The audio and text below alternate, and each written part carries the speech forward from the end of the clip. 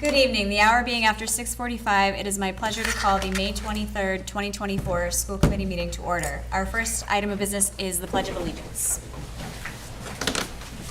I pledge allegiance to the flag of the United States of America and to the republic for which it stands, one nation, under God, indivisible, with liberty and justice for all. All right. Tonight for our Walpole High School Student Report, Victoria Beastie joins us, and we know there's lots going on, so we're eager to hear. Good evening. My name is Victoria Beastie, and I'm currently a sophomore at Walpole High School. With Term 4 just past the midway point and seniors fresh out of school, students are starting to prepare for their final exams and are becoming more and more excited as we become closer to June 13th. The class of 2024 had their last day of school yesterday and did their senior walk through their elementary schools. They also visited their middle school and then returned to Walpole High to say their final goodbyes to their teachers and underclassmen friends. In addition, sophomores just had their final math MCAS, and AP students took their AP exams over the last 2 weeks. Miss Hughley and Miss Cleary are running a trip to Chile and Argentina in February of 2025 during school break. An informational meeting was held last night in the cafeteria for those who were interested. Spring sports are coming down to their last few games of their regular season, and many are moving on to different state tournaments and finals. Teams are also having their senior night to thank their team's seniors for their years of hard work that they have dedicated to their team. Many clubs are beginning to wrap up their final events and elect different officers for their 2024-2025 school year. Stuco is finishing up senior plans and the freshman formal and preparing for graduation. The year is beginning to wrap up nicely as summer approaches. Thank you for your time. Thank you, Victoria. Any questions or comments from the committee? Mrs. Gallivan. I was just going to say, I really enjoyed when you came with us to Boston. I thought that was awesome. And part of it was because you really participated in the full meeting. And if you ever have time and there's something on the agenda, please feel free to stay and talk about it. You know, it doesn't have to be every time, but it was really valuable that time. And your update tonight is great too, but I just wanted to mention that, so thanks. Thank you. I would agree with that. Very good. Anyone else? All right, thank you very much, Victoria. Thank you. It's nice to have you. On to new business. First and only item of new business. I am so sorry. I was just going to turn it off too. Off and away, Mrs. Gallivan. That is the policy. That's what I was going to. Is that the teacher voice? Oh yeah, you haven't heard the teacher I voice. have not heard the teacher voice. Elementary digital learning coach update. Yes, so we'll introduce Mr. Tom Reeve, Director of Digital Learning. He's present tonight along with the following staff. Nancy Carroll's there from Boyden School, Kim Farley, Elm Street, Karen Wolf from Fisher School, and Jamie Miller from Old Post Road School. So I'll let you do the start of it and introductions. Hi, good evening. Thank you very much for having us back here again. As much as I love to come and talk to you about the exciting things we do in the tech department, what's even better is to have some of the tech team actually come and tell you about the great things they're doing. We've seen a lot of exciting things and a lot of changes happen in the way we're doing our coaching at the elementary level. So our 4 elementary school digital learning coaches are here tonight. So I introduce them, or have them come on up and share their stories.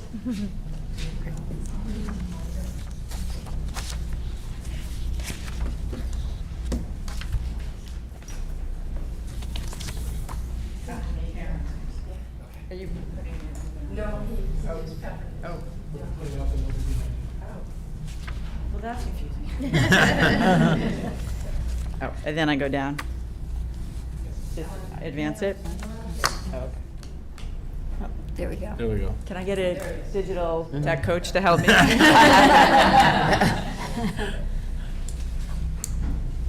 I aiming that way? That's a stupid question.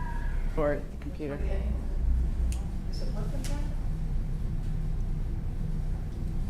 There we go. Oops, now I it's went too working. far. Spoiler alert. Okay. There we go. Okay.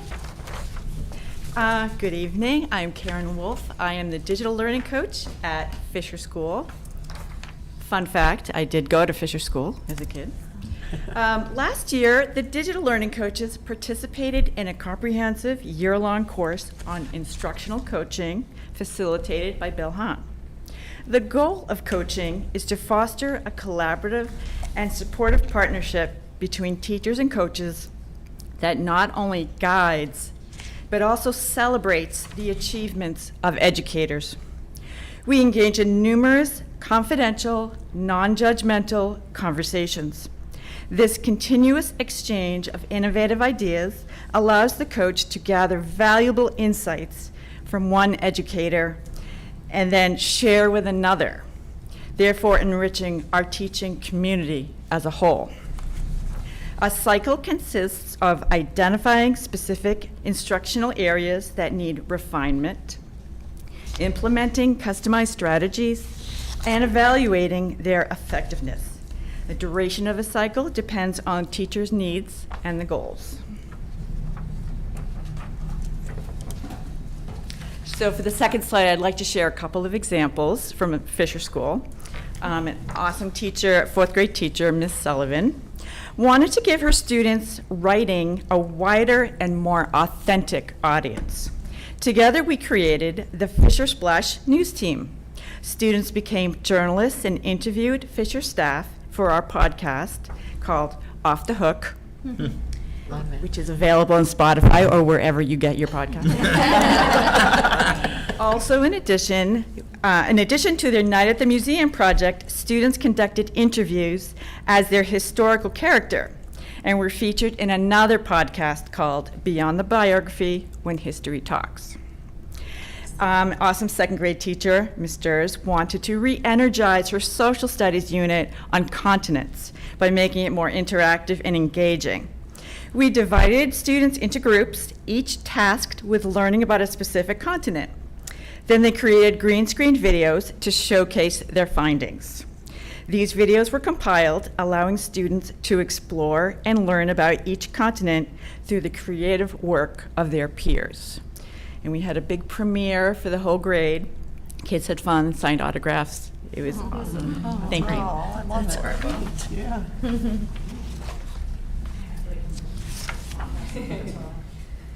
All right. My name's Kim Farley. I'm the digital learning coach over at the Elm Street School. And I'm here to talk to you about another aspect of our role, which is carrying out K through 5 digital citizenship lessons.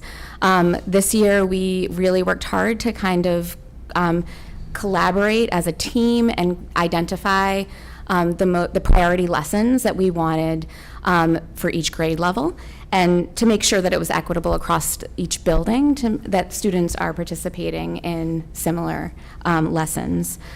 So students have engaged in developmentally appropriate lessons around specific digital citizenship standards.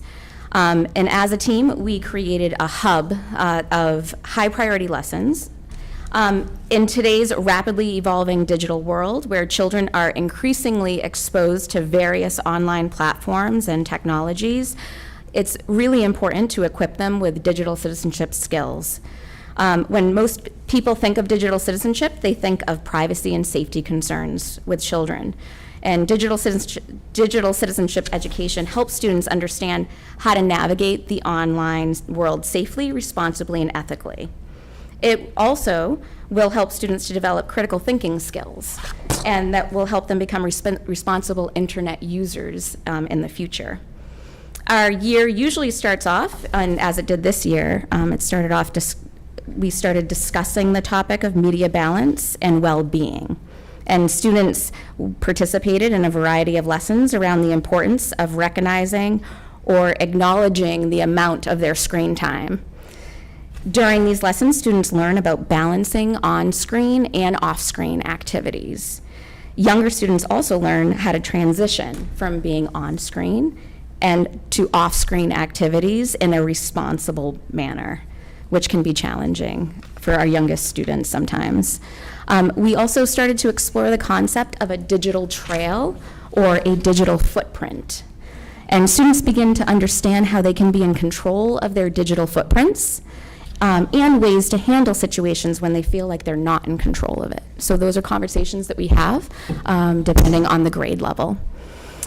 Students have been engaged in lessons around the importance of their word choices when communicating with peers and others online, using their words to positively impact others and how to help others and themselves when they encounter situations that are upsetting or unexpected. Many of the lessons we share with students include real-world scenarios. Students have to think how they would respond and handle each situation. This has provided us with opportunities to collaborate with adjustments counselors on lessons, as the strategies they share can apply to online interactions as well. Media literacy is another focus area. In this day and age of AI, students are asked to look critically at media and determine the purpose for a variety of technological enhancements to online photos, videos, and websites. Students are working towards becoming more discerning consumers and creators of digital content. Our goal for K-5 students is to develop into digital leaders. By participating in these lessons and activities, students will be equipped with the knowledge, skills, and values they need to be successful, responsible, and safe as the landscape of technology changes in their world. So our K-5 students have been participating since the beginning of the school year in 30-minute lessons with the digital learning coaches and their classroom teachers present. And it's been a fun year. Each of the lessons tend to integrate some type of technology use as a product as well. And so I think we've had a really good rollout this year. Thank you.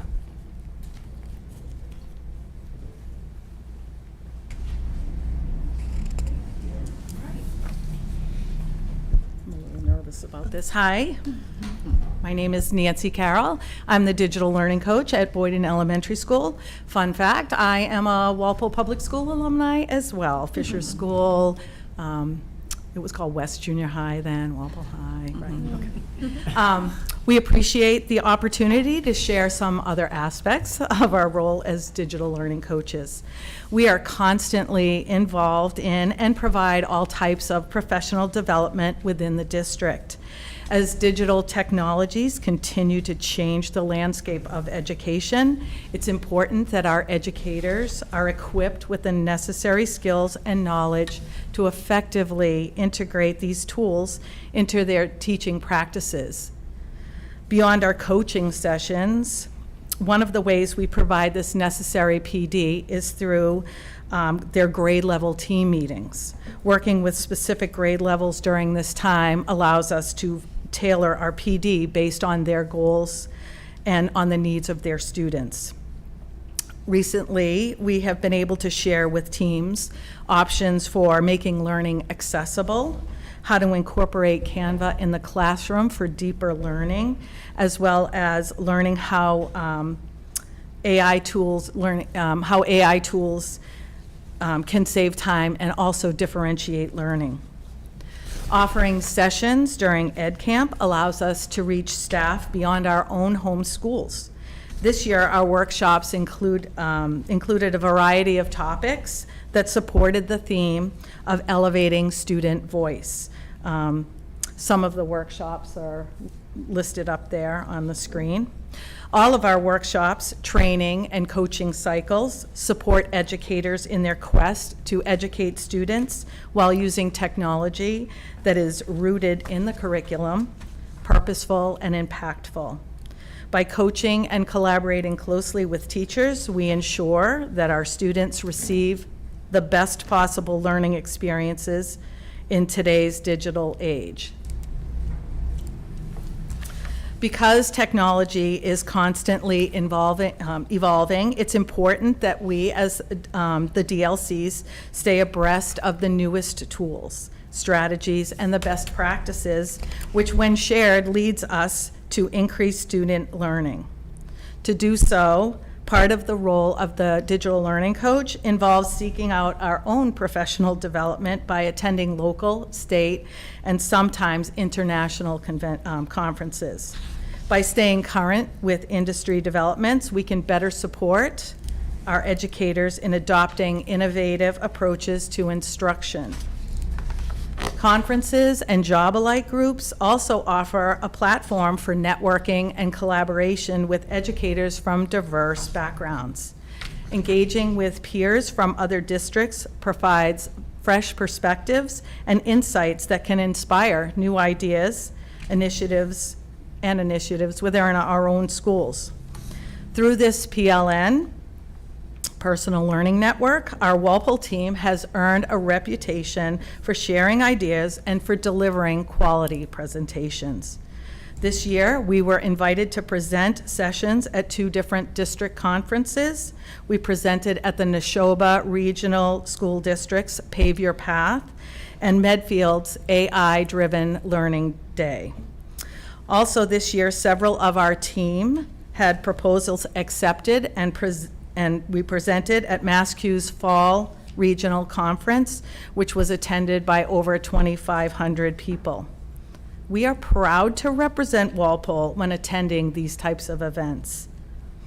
By providing training and support within our district and actively participating in conferences beyond Walpole, we contribute to the ongoing professional growth of our educators and ensure that our students are prepared for success in this digital age.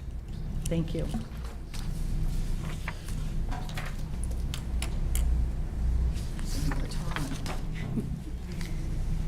Hi everyone, my name is Jamie Milnamo and I am the Digital Learning Coach at OPR. This is my first year in Walpole and I feel incredibly fortunate to be part of this team and this department and to be responsible for inspiring teachers and students to be creative, thoughtful, and safe producers and consumers of digital content. An essential part of our job as DLCs is to help teachers motivate students and teach them the skills and tools they need to show their understanding using a variety of media. We listen to teachers and help them articulate their goals for their students and then support them as they bring these goals to life. You can see on the slide behind me, the very busy slide behind me, a variety of different programs we use with students and teachers, and this list is always growing and changing just as the technology around us. Students create work products that are as special and unique as they are. They publish books in Book Creator, present podcasts in Spotify, and star in videos using a variety of platforms.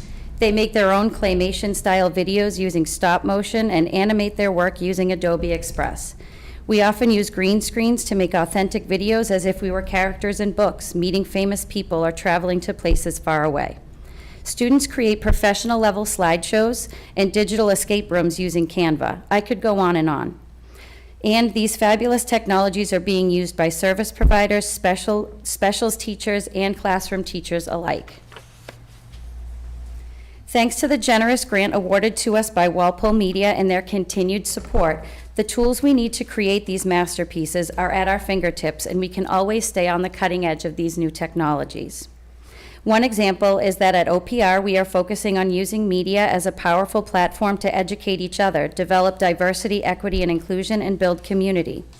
Each week, we virtually travel to one country on our OPR video newscast. Families are invited to create videos, sharing what they love about their culture, and we share these videos with the school community. We also share samples of projects going on around the school to inspire teachers to try new things, take risks, and challenge themselves and their students. And they know they will have their DLCs right there to support them as they grow their technology and teaching toolkits. Thank you. Yeah, great job. Thank you all so much for being here and giving us that window into the many, many facets of what you're doing every day in the elementary schools.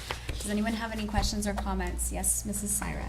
I have so many things. I love all of it. I think the digital citizenship is so important, and I love that you're getting the kids early and that they're thinking about what their footprint looks like, and not only what they're communicating, but how people are communicating. So I think that's amazing.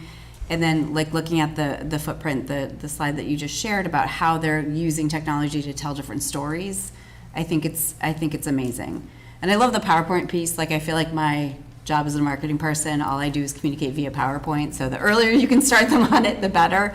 But I mean, I think this is great. Like, they have so many options and vehicles to tell stories about themselves and about other people. I think it's fantastic. So nice job. Thank you. Anyone else? Mrs. Gayotitz. I think it's fantastic. I use Word a lot, so sometimes I'm watching what my children are doing. I'm just amazed. You know, they're able to pull this stuff together, and I'm like, that's a very professional presentation. I wouldn't be able to do You're that. still using the paperclip that helps you write business letters. I miss that paperclip. Yeah, so I just think it's fantastic, the stuff these kids, like, from a young age are exposed to, and the fact that you're teaching them how to be safe online. I mean, we do our best, but if I don't even understand the technology, it's great that somebody who does understand it and know what's out there is reinforcing the general things that I say. So I really love that too. And good job. This stuff is really cool. Mrs. Rogers? I think something I'm really interested in, and I can see that you guys are working on, is the AI piece. And I feel like that's another thing of be careful with AI, knowing how to use it. It's such an amazing tool. I'm working in higher ed now and seeing how it translates into higher ed, how it could translate into special education. There's so many things that we can do, but it's also a slippery slope. So I think it's great that you're thinking about this, starting it so young, and so that kids can and it's going to change, evolve. Like, your jobs are so important because they're evolving constantly, just as this is. So thank you. For the teacher too. Yeah. Oh, 100%. Yeah. Mr. Buckley? Through you, Madam Chair. Obviously, this department's greatness began at Fisher School. Clearly, that's not any surprise to any of us here, especially Mrs. Gallivan and Ms. Gayotitz and I. I like that your presentation a great deal, especially the piece when you talked about when it's time to put the device away and take time. I think that's so crucial. And you know, I told Nancy I was going to pepper her with questions now that it's the end, but I know you've seen along with this Wolf. This program, I believe I was here when we began this, and I would just maybe, for all four of you, if you could, I have a two-part question. You know, one, how have you seen, you know, your role change and grow? And two, I know the tools themselves in teaching children how to use these digital tools are so, it's such a crucial part of your position, but I'd be interested to just know a little bit more how you sort of evaluate it. You showed us that busy slide of all these different, sometimes there's so many apps and there's so many tools out there. How do we sort of teach children how to evaluate the tools to use, and how do you as educators kind of learn? I know you're leaders in our region, and you talk amongst your cohorts a lot, but how do you sort of discern what's the best thing, age appropriate and the like to kind of move into the sphere? So I think the first question was, how have we seen this role change? So this is year 7 for me. And I think in the beginning when we started, you know, we were trying to incorporate the DLCS standards, and did I say that right? DLCS, right? And you know, it was a lot in the beginning about just getting to know the educators that we were working with, seeing their comfort level. They had a little bit more flexibility in their schedule to allow us to come in, and it started out with, you know, like, here's the newest tool, let's see how we can work this into your classroom. Well, now we're really focused on their curriculum and wondering, how can we take something that they're doing and apply some digital technology in a meaningful way that's meaningful to the teachers, it's meaningful to the students, it's, you know, accomplishing a common goal. And so, you know, the students aren't necessarily evaluating the tool because we're evaluating it for them. And so, you know, we work closely with the teachers, and that's one of the things that we talk about, like, we could try this tool, what is your end goal, and then we're going to guide you towards a tool that we think might work best. And so, you know, there are subtle differences with all the tools that that we choose for or work with the students and the teachers. Did that answer you? That's great. I think through we have these presentations all year, and one of the things that I've been struck with in the last few years is we've moved away all of these disciplines, you know, within your field. history isn't just a box anymore, and biology isn't just in every update we have seen a biology presentation that had a digital component to it, and so I think we're seeing. We a few months ago we were talking about how in history they were showing, especially younger students, how to get the writing portion in earlier, and also a digital creative piece as well. So I think your department in particular is really that kind of string that's sewing all these different quilt pieces together, and you can just from the I've been here 12 years now receiving presentations, you can just see from the student work we get, which is just a snapshot, how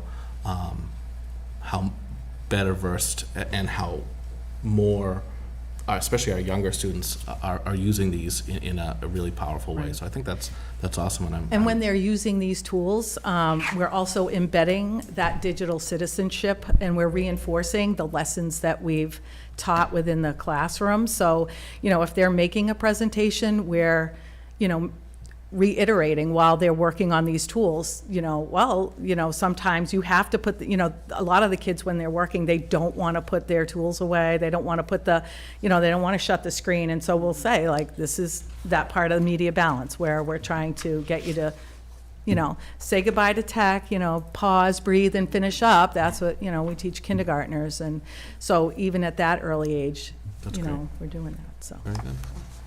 Mrs. Galvin? Yeah, I had a couple of things. First of all, I love the teamwork that you did, even just for this presentation, because you covered a lot of ground, and I think that, from a distance, people don't realize the value that you bring to the district. And I think that there's a department, and you're well thought out, so I thought that was really an important piece. No, I do. I think that we have to do more of sort of helping people to see how valuable some of these positions are. I was thinking when you were talking, Kim, about the digital literacy piece, and how I wonder, and I don't believe in like putting more work on your plates, but I think that parents rely on people like you to keep them ahead of the curve sometimes. And, I've been working in a middle school the last couple of years, and I just see how cameras on phones are just such a dangerous thing that I wonder if, in your thinking about digital literacy, if there's a way to share some of this with the parents, because, tell us. Tell us. Yeah, you bring up a really good point, and that's why I think we value these conversations that we have with our students in hopes that they are continuing these conversations at home.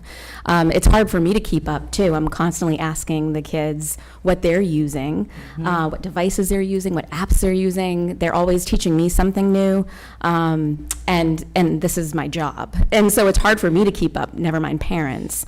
And so this year, especially with our youngest students, we've started to communicate what we're covering for a skill that month with the classroom teachers, and they're sharing that out in their newsletters to their families. But that's one thing that we have done to try to get that communication out.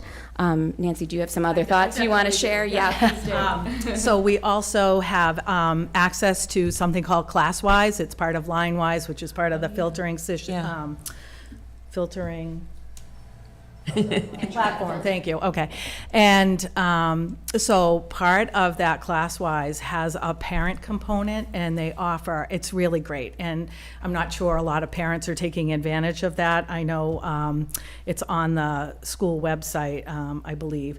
And, we'll send some of those topics through the principal school newsletter, but some of those topics, like they might talk about TikTok, or they might give you, there's a quiz on there that you can take to see if you're, if you're keeping your child safe at home, or they might give you advice on if your child has that phone out all the time, what can you do? So definitely that piece is very important as well, and so we do kind of keep that in mind and try to share those articles as, we try to also be careful about making sure that we're not overstepping too, and, because some students are allowed to do things at home that other students may not be, and, we don't want to put the judgments on anybody, but we do try to share that information out.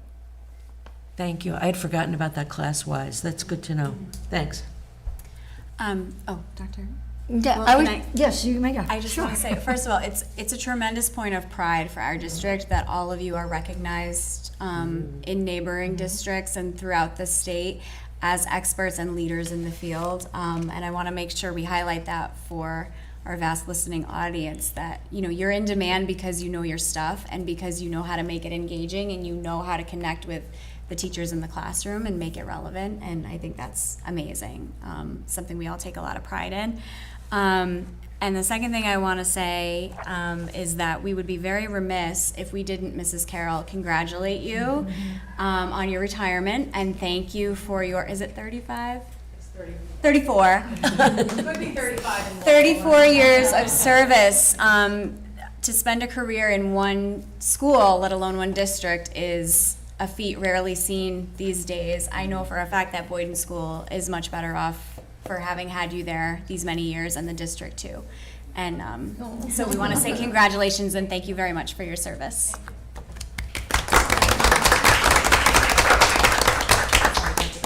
No, I think you said it all for me. No, I just thought it was so important that, because you all are nothing short of amazing, that you exemplify what your roles are, because it's so much, from working with students and working with our teachers. I mean, the coaching, you can't underestimate the coaching.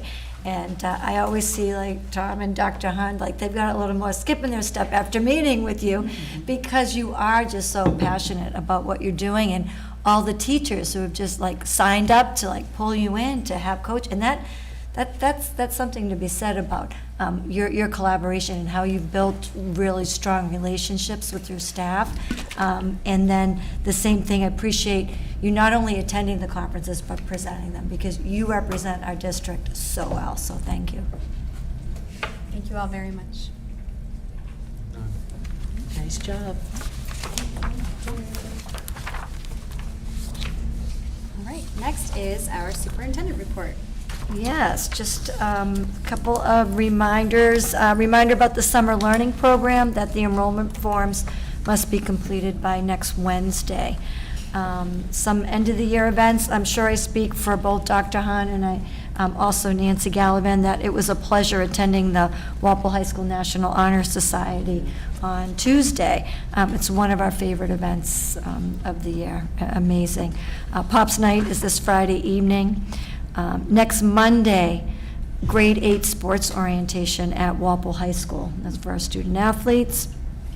Please check your calendars for the next 2 weeks. A lot of concerts, a lot of end-of-the-year events. And as the art show, Walpole Public Schools art show is coming to an end, the pieces have been selected and it will be hung in my office. Mary's in the process of notifying families, and we'll get those framed. I wanted also to give a recap on the Planning for Success, known as strategic planning, and where we're at on that, especially as we near the end of the year.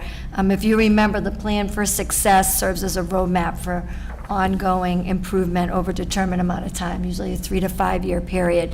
And during these sessions, it really took place over a 5-month period in order to gain input and be as comprehensive as possible. So we had 6, 7 sessions. So the first session began in January, and that was with a large group, and that focused on envisioning the future. And then in February, for that second session, the planning work continued with the leadership team. Then in March, we had a large group session that focused on district data presentation. So I took all the data from all the feedback of these focus groups and what we had, and pulled from previous FinCom meetings and budget meetings, and gave a district data presentation. And then we synthesized common vision themes and continued with our data collection. And then we had another meeting, a large meeting in March. This is a big month, and did data and root cause analysis, and then began drafting the strategic objectives and initiatives. And then in April, that was session 5, the leadership team continued with the drafting and the revision of the strategic objectives, initiatives, and outcomes. And then finally, in May 2nd, we had our 6th session, and that was known as a quality plan review, where we finalized our strategic objectives, initiatives, and our intended outcomes, and looked at a theory of action. That's like an if-then statement. And today, the leadership team spent half the day meeting with Dr. Whitner Gilbert, and we began our action planning. We'll continue that right into June, after the school year ends, and then leadership team tends to do the action because the heavy lifting, we're the ones implementing it and doing it. So we're anticipating in probably September, late September, or early October, we'll present the strategic plan, which it'll look a little different than years past. It'll have a theory of action, it'll have pillars of success, it'll have those objectives, our initiatives for that this year, that next year. So that's why it'll look a little different, and our outcomes. And I'm really hoping that I can get the 2 high school students who participated to come and present with us, because they did a fantastic job, fantastic job. I have a bunch of middle school transition, but I'll leave that for the middle school. And then finally, I say this every year, and I'm going to say it again, for Memorial Day, this weekend will provide us with an opportunity to get together with family and friends. As many of us look to this weekend as the unofficial kickoff to the summer, it's also a time to pause and honor our military personnel who made the ultimate sacrifice for our country. I am proud to be part of a military family. My grandfather, Marine Corps Sergeant Major, fought in World War I and World War II. In the Korean War. My uncle, Navy veteran, fought in Vietnam, and my father was a Navy corpsman. Fortunately, they all made it home after the completion of their service. I continue to visit my grandfather and uncle at Arlington National Cemetery and my dad at Bourne National Cemetery to pay my respects to those who never made it home. So on Monday, May 27th, please take time to salute our fallen and honor our heroes. Thank you. Thank you, Dr. Goff. Questions or comments? I will just say, as somebody who had the privilege of participating in the Planning for Success process, that it's always my favorite part of being a school committee member because we get to connect with various stakeholders from students, staff, parents, and I feel like that's really important and informative for us. And the process this year was really rewarding for a couple of reasons. One, the process that Dr. Whitner Gilbert laid out for us, it was amazing how unconstrained it was at the beginning, very open, and yet somehow she kept on funneling us down to actionable steps and realistic objectives, and it was just incredible to see that come together. And the second thing was, it became very apparent what a place of consensus we're starting from with our stakeholders. Not to say that there aren't differences of opinion and people who wish to prioritize different things, but I think that the core values of the district were really at the heart of everything that was coming out, and it was really remarkable to see how aligned everybody was in identifying the most important parts of what we do as a school system. So I truly love to be a part of it, and it was an exceptional process this year, and I look forward to seeing the result in the fall. Great work. Okay, we'll move on to old business. Middle school building project, Mr. Breen. So once again, the building is on schedule and on budget. The building committee had a tour yesterday. I'd say the interior is 90% complete. Amazing. Wow. Amazing. Give or take. So it's looking like a real school inside now, especially the classroom wings. Cool. So yeah, looking forward to it. It's very exciting. I'll turn it over to Dr. Goff. for Okay, the other couple of elements. things.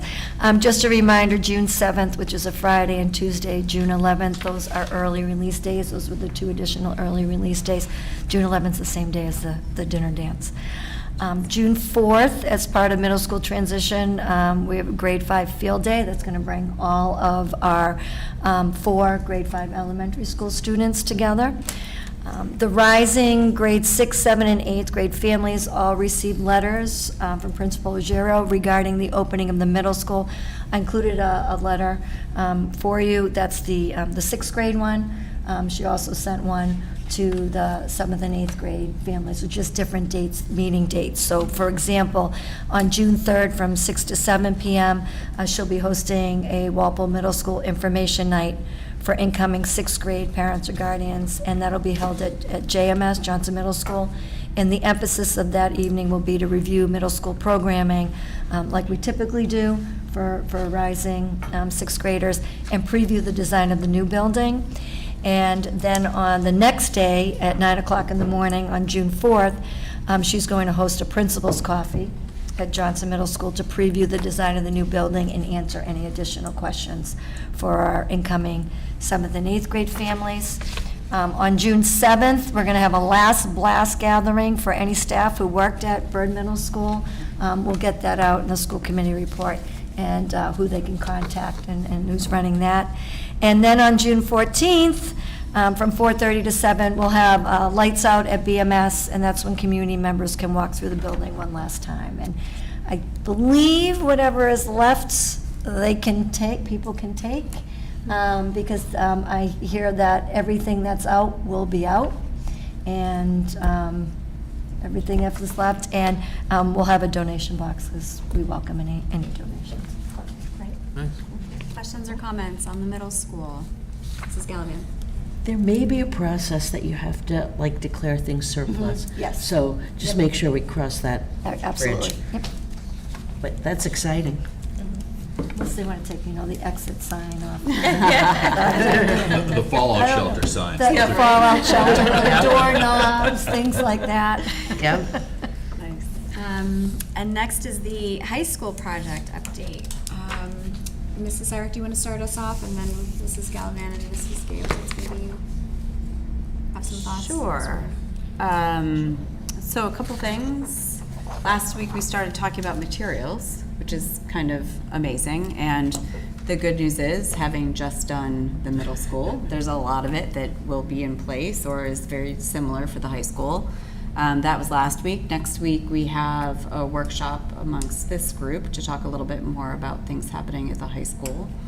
Those are kind of the big things, and we're still possibly looking at doing some community outreach in a couple weeks. Great, thank you. Anything else? This is that. Okay, excellent. On to subcommittee activity. I believe there was a curriculum subcommittee meeting. Do you want to mention? You want to share your thoughts? You want to start? Sure. You can start. Who's Well, I will just say, it was very, very interesting. We heard about both math and ELA yesterday, and we heard about some of the programming ideas at the middle school that have been developed as the year goes along for both 7th and 8th grade in terms of technology and math. And then we heard about elementary ELA, the English Language Arts curriculum, that may be changing a little bit quicker because of all the work that Dr. Han has done with the teachers at the elementary level. They're not at a decision-making point, but they've done an awful lot of work. So it was just, I thought it was really reassuring to see the thought that had gone into the use of the new middle school and how it is going to allow us to do some new programming right off the bat. And then leave us with other opportunities going forward. And then also to know that in the area of ELA, they've made an awful lot of, they've gathered an awful lot of information. They've put a lot of effort into evaluating options. And I think, Dr. Han might want to add to this, but I think that the promise of being really thorough and doing it right has been maintained. Those are the things that I thought were Yeah. important. Absolutely, I agree, and I think, exciting stuff for the middle school, and the ELA curriculum, I think it's one of those that regardless of what happens, hand on heart, everybody can say, we did a thorough process, and people were heard, and there was opportunity for comments across the board, so I think it was pretty amazing what was undertaken in a short amount of time, and I think it was done the absolute right way, regardless of the outcome. Yeah, and I guess all I'll add is just, I think it's a reflection of a great team. We have about 20 to 22 educators part of that process with different backgrounds and experience. And so because we've had a great team, we've made really great progress. Like Nancy said, we're not there yet, but we're making great progress, and I think done so in a way that, kind of reiterate what you've already said, that really has been thorough and thoughtful and reflective to make sure we provide the best curriculum for our teachers and most importantly our students. Excellent. Thank you. It looks like we have a citizen wishing to comment this evening, so we invite you to the podium. And in full disclosure, I will say it has been quite some time since we have had a citizen here, so welcome. And just for everybody's edification and reminders, I will just reiterate our guidelines for citizens' comments, if you don't mind. So I don't think we need to worry about limiting your remarks since you're not at the front of a large line. But if there are citizens do not expect any immediate reply from the committee, since this is the time for citizens to be heard and not the time for decisions to be made. If the committee feels there is a need to discuss the citizens' matter of interest further, it may place the matter on the agenda for a future meeting. The school committee appreciates your assistance in helping it discharge its duties properly. The committee would appreciate any comments relative to possible improvements. And if you wouldn't mind starting off with just sharing your name and address for us. An address. Yeah, street is fine. Yeah, sure. Not my exact address. Yeah. My name is Lisa Pasillo, and I live on Common Street. And I'm here as a mom and an educator of 25 years. I've been classroom teacher, literacy specialist, consultant, professional development throughout the state. And I am here to ask that you consider showing your support for the Thrive Act by submitting a resolution to legislation. And in doing so, you let legislation know that people closest to families and students support the Thrive Act. And I assume many of you here know what that is, but in case, I will just tell you the main tenets of it. So 3 main tenets that the Thrive Act is attempting to pass. It would allow districts to certify that students have met coursework requirements in order to receive a diploma. It eliminates state takeover of schools based on MCAS, and it returns, it brings back local control if schools are in need of support. And finally, it proposes to establish a commission to create a new system of assessing schools. And I do want to be very clear that in no way is this act proposing that the MCAS be eliminated. I think there's some comments out there that maybe that is part of it. It's not at all part of the proposal. It's an attempt to support students and really bring back control to people closest to the students. In addition, part of that has been extracted and will possibly be on the ballot in November. That piece being that students, as I said, the districts can certify that students have met coursework requirements to receive their diploma, as opposed to having to pass the MCAS. I am working to collect signatures so that can be placed on the ballot. And so if anyone is interested in participating in that with me, I would welcome.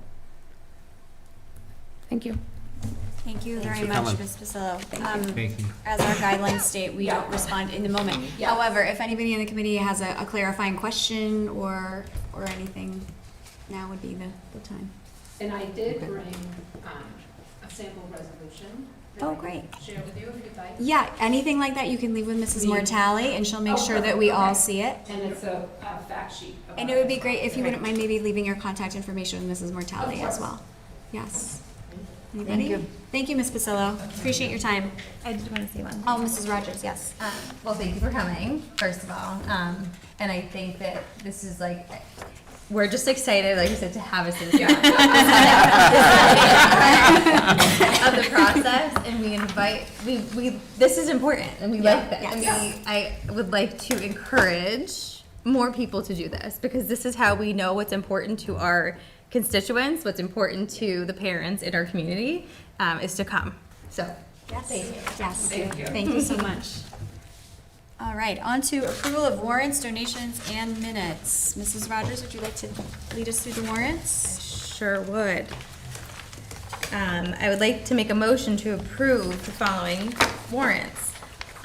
Payroll warrant number 2445 PS for the amount listed in your packet. So moved. Motion by Mrs. Rogers, second by Mr. Breen. All those in favor? Opposed, abstained, 700. I'd like to make a motion to approve the following accounts payable: schools, food service, special ed, and student activities, all under warrant number 224045 for the amounts listed in your packets. Second. Motion by Mrs. Rogers, second by Mrs. Cyrek. All those in favor? Opposed, abstained, 700. And I'd like to make a motion to approve the following accounts payable: schools, food service, special ed, student activity, all under warrant number 224046 for the amounts listed in your packets. Second. Motion by Mrs. Rogers, second by Mrs. Cyrek. All those in favor? Opposed, abstained, 700. Somebody like to take the gifts? Sure. I'd like to make a motion to approve the following gifts. System-wide from Walpole Cooperative Bank for $3,933. Walpole High School from Michael J. Falker for $2,075. Johnson Middle School from Boyden Pack, Johnson Docentrip, and Bay State Textiles for $693. And to Boyden Elementary School from Boyden Pack, 5th grade lunch, and Bay State Textiles for $162.06. Second. Motion by Mrs. Cyrek, second by Mr. Breen. All those in favor? Opposed, abstained, 700. Finally, would somebody like to take the minutes? Madam Chair, I make a motion to approve the May 6th and May 9th, 2024 school committee open meeting minutes. Second. Motion by Mr. Buckley, second by Mr. Breen. All those in favor? Opposed, abstained, 700. Motion to adjourn. Second. Motion by Mr. Breen, second by Mrs. Cyrek. All those in favor? Opposed, abstained, 700. Thank you, everyone. Have a wonderful evening.